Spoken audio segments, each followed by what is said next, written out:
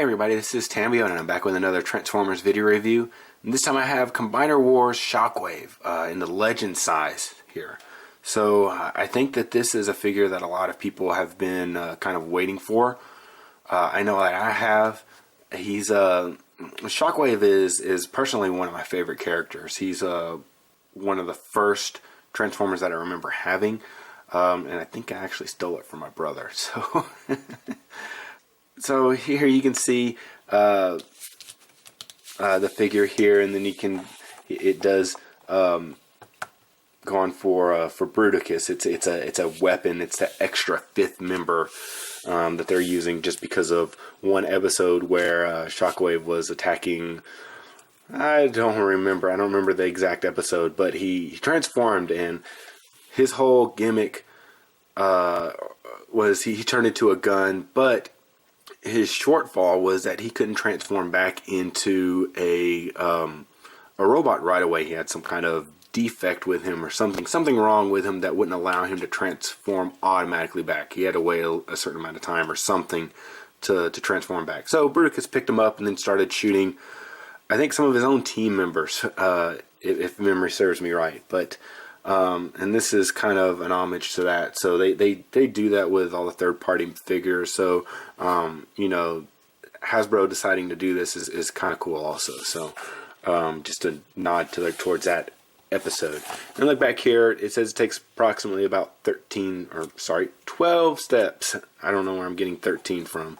And then you can actually shows that he goes on the top of Onslaught here in his little tank mode. So I'll try and show that off also. And then his little bio is up here, that little 4-line bio. Alright, so let's go ahead and get this guy out of the packaging because I really want to check him out. Alright, so here we have Shockwave out of the box and in his alt mode. I don't know if he's actually supposed to be a gun or if he's supposed to be more like a space shuttle version, a space gun type thing, like he was in War for Cybertron type thing here. He does have a gun barrel, and I'll show that, not a gun barrel, a trigger or a handle, and I'll show that in just a minute. But inside the packaging, he does come with his little card thing and his instructions. So you get those. And you flip this up, and you see he does have a trigger here, and this is the portion that you would hold for him here. So it's like that, like that.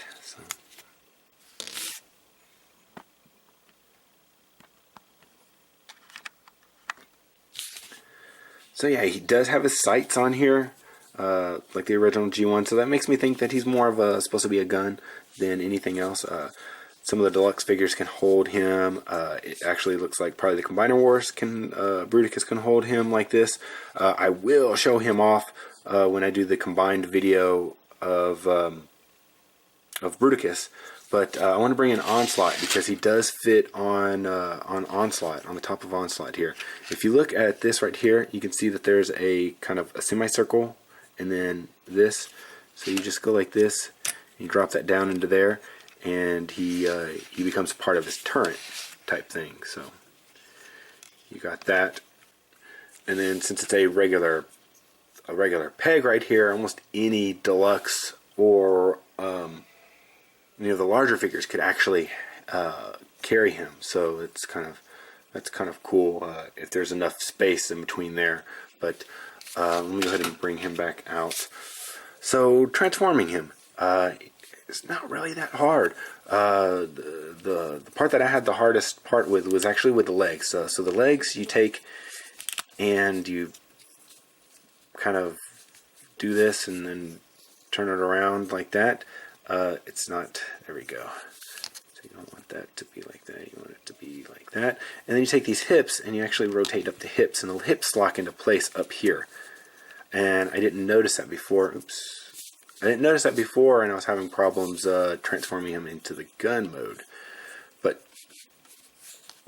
not that many issues. You just need to pull the hips down. So with the arms, you take this, go like that, go back like that. Then So you straighten out the arms basically. You untab this.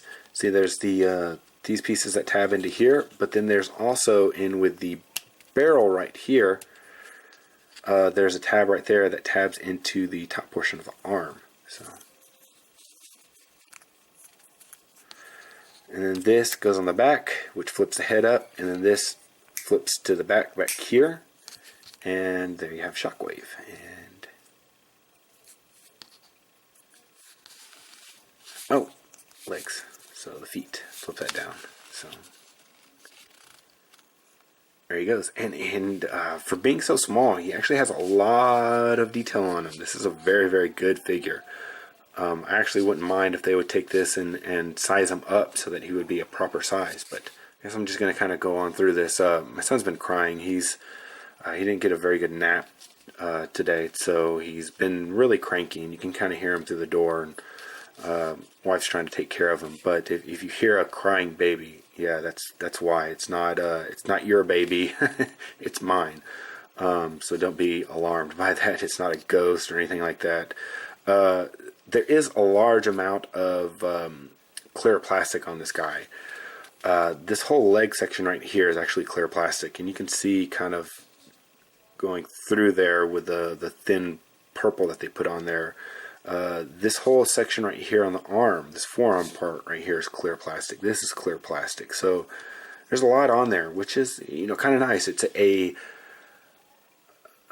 nice homage to the original, because the original, his hands and the gun were clear plastic, and then this chest piece was clear plastic. So,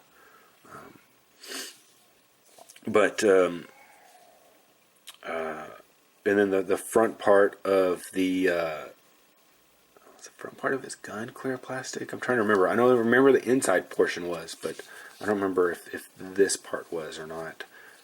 But yeah, I really was excited about this figure when it came in. So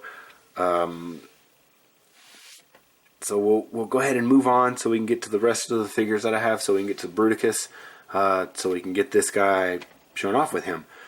So don't forget to check out all my other videos. Like, subscribe, follow me on Twitter. This has been Tambiota, and I'll see you guys next time.